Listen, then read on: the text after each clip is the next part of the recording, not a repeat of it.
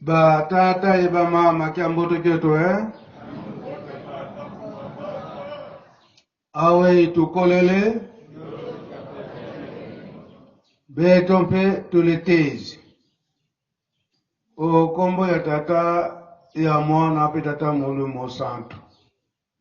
tolandi mate na biso na kati na ndako nzambe ndenge bauti kote ya biso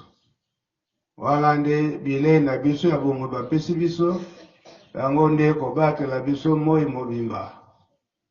pe ba programme nyonso lingomba abongisi biso nyonso tolandi malamu yango nde tokolanda pe kosalela lelo ezali vendredi oyo tata mokonzi ya bule papa Simokimba Mpiangani asenga biso nyonso bandimi eke mokolo ya vendredi topesaka yango na mabondeli soit na beko na ntina ya mpasi oyo ezali na mokili mobimba pe na kati na bamboka na biso surtout awa na RDC mai mazali koleka kuna na est pe na kati na lingomba pe mpasi ezali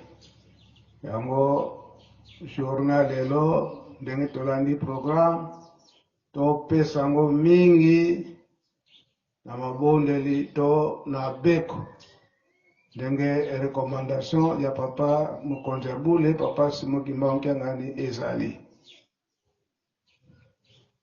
pe toyebi ete misala ya mike mike awa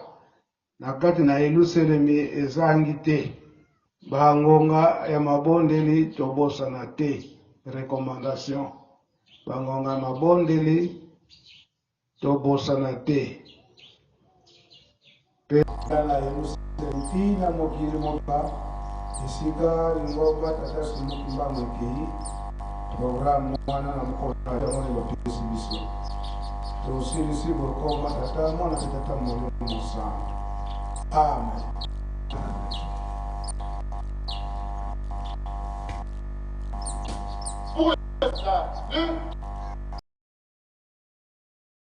Kimbangu le libérateur,